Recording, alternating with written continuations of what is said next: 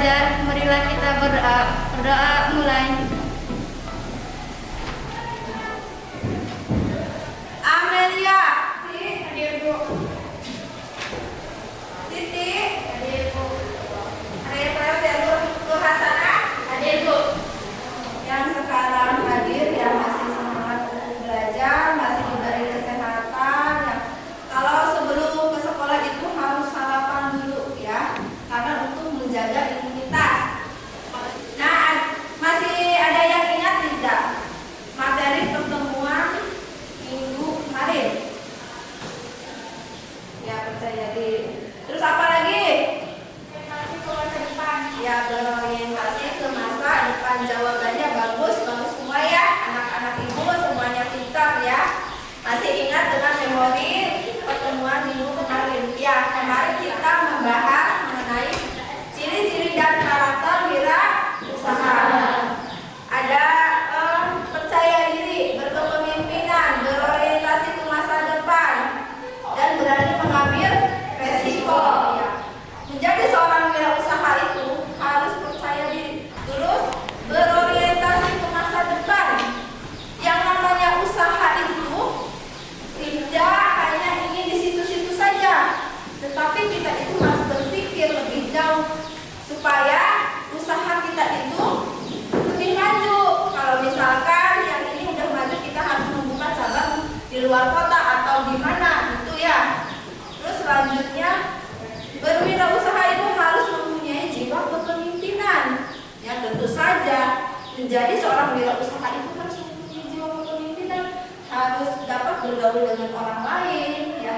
Terus menerima kritik dan saran dari orang lain, karena kritik dan saran itu untuk memperbaiki produk, untuk memajukan usaha. Nah, materinya peluang usaha dan perencanaan produk kreatif. Nah, di sini ada kompetensi dasarnya 3.2. Menganalisis peluang usaha produk barang atau jasa. 4.2. Merencanakan peluang usaha. Nah, di sini ada indikator pencapaian kompetensi. Nah, 3.2. Menemukan peluang usaha produk barang atau jasa. Selanjutnya, merinci peluang usaha produk barang atau jasa yang dapat dikembangkan. Selanjutnya, mengimplementasikan peluang usaha produk barang atau jasa. Merancang produk barang atau jasa yang dapat dijadikan peluang usaha. Nah, peta konsepnya, pengertian peluang usaha, produk kreatif, subsektor, industri kreatif, mengidentifikasi peluang usaha, merencanakan produk kreatif, usaha. Nah, di sini ada gambar. Coba amati sama kalian. Gambar apa itu? Ya, amati ya. Nah, sudah? Sudah diamati? Sudah. Nah, gambar apa itu? Saya Bu, gambar baju. Iya, gambar baju bagus ya. Selanjutnya ada lagi? Bu. Ya, gambar apa? Apa? Gambar kue. Ya, gambar kue. Selanjutnya? Saya Bu. Ya, gambar es kelapa muda. Ya, gambar es kelapa muda ya itu. Nah, ini itu contoh dari produk kreatif ini. Peluang usaha ya, baju. Ada kue, ada es kelapa, ya, baju. Ya. Nah, ini kan ada kue ya. Kue nastar biasanya itu di hari Lebaran ya. Kalau kue nastar itu khas cirinya ya. Coba ada yang mau jawab tidak? Peluang usaha itu apa sih? Ayo Ibu, ya Ati. Apa? Peluang usaha adalah semua ide bisnis, prospek, perencanaan, ataupun kesempatan lain untuk suatu usaha yang sedang dikembangkan atau baru mulai. Ya, sebuah ide usaha yang prospek yang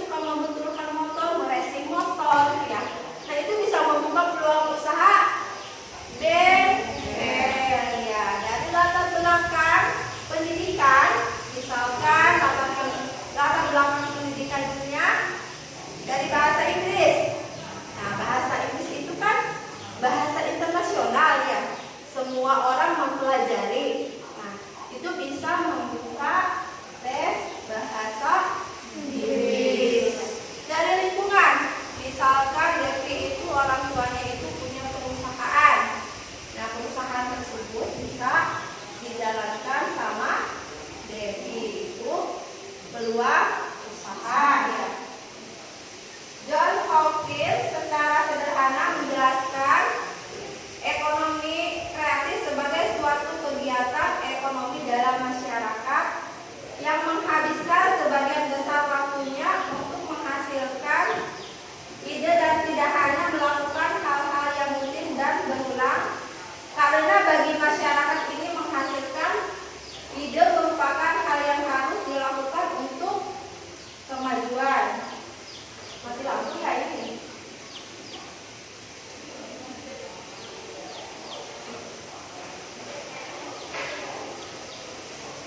Nah, selanjutnya di sini ada subsektor industri kreatif. Ya. Yang pertama itu kria, kuliner, desain produk, fashion. Selanjutnya mengidentifikasi peluang usaha. Yang pertama itu berdasarkan bakat minat. Yang kedua berdasarkan kebutuhan.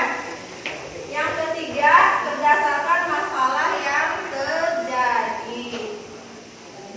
Di sini ada hal yang perlu direncanakan sebelum membuka usaha. Nah, sebelum membuka usaha itu jangan asal jepret aja ya, harus ada perencanaan. Tetapi perencanaannya itu jangan terlalu lama-lama ya. Kalau terlalu lama nanti malah bingung ya. Yang pertama itu latar belakang usaha ya.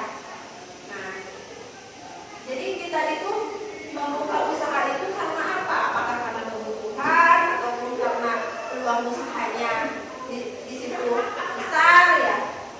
Terus ide kreatif dan inovasi usaha. Setelah kita memilih usaha, kita itu harus kreatif agar bisa bersaing dengan yang lain ya. Paham? Yang ketiga deskripsi produk. Tentu saja harus jelas ya mengenai komposisinya ya. Terus target segmentasi pelanggan. Untuk usaha itu kita harus menargetkan pelanggan agar si konsumen itu menyukai produk yang kita jual.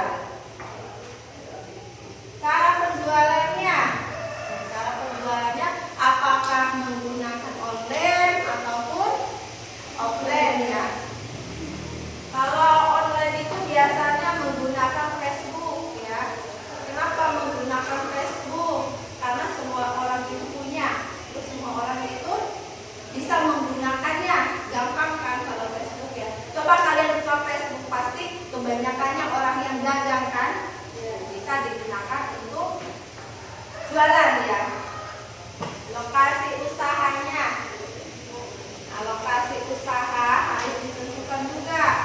Apakah mau di mana ya? Apakah mau di sini, di Desa Cengal, ataupun mau di Padamenak ya lokasi usahanya. Layout lokasi. Layout lokasi itu berarti interiornya ya. Alat dan fasilitas. Alat yang digunakan itu apa saja ya. Jadi harus dipersiapkan ya. Terus bahan bakunya, kalau bahan baku itu biasanya untuk memproduksi makanan ya.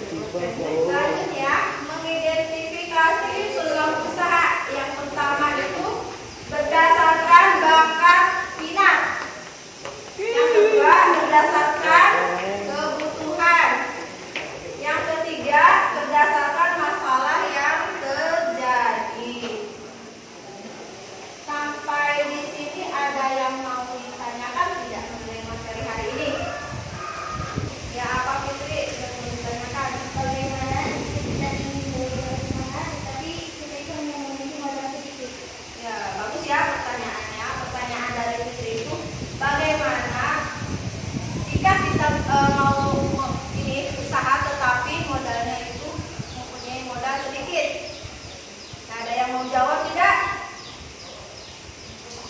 Tadi pertanyaannya Dek. Ya, Dengan cara dropship. ya dengan cara dropship. Terus apa lagi? Saya Bu. Ya, Arya. Jadi reseller. Ya, jadi reseller. Terus siapa lagi yang mau jawab? Saya Bu.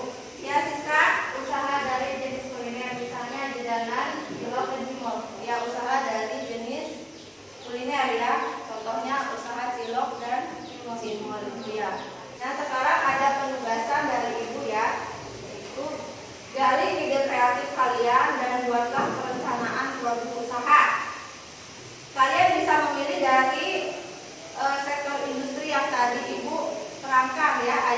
Ada 5 ya. Lagi.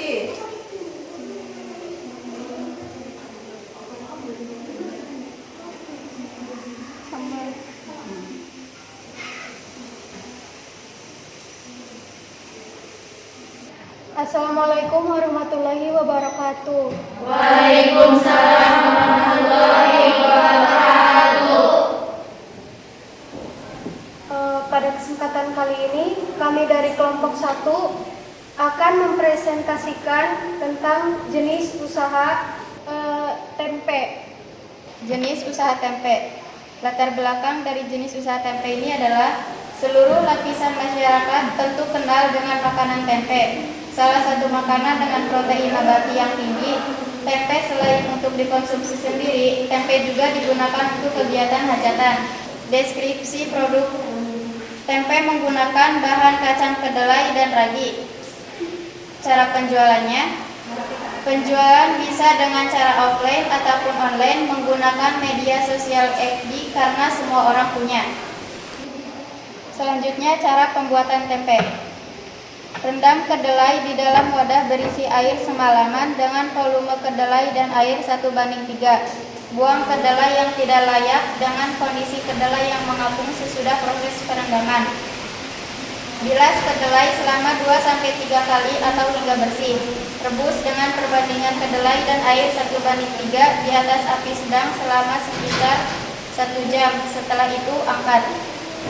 Bilas kedelai dengan air mengalir sambil pisahkan kacang kedelai dari kulit airnya. Lalu lakukan proses membilas ini sambil meremas kacang kedelai supaya kulit airnya terlepas. Rendam kembali selama 2x24 jam. Setelah direndam, kukus, lalu tiriskan. Kedelai dikukus di atas tampah, diamkan hingga kering. Setelah itu taburi ragi tempe, aduk rata lalu dibungkus menggunakan daun atau plastik. Kemasannya bisa menggunakan daun ataupun plastik. Nama dari perusahaan saya yaitu Tempeku. Ya, beri tepuk tangan untuk silahkan duduk kembali.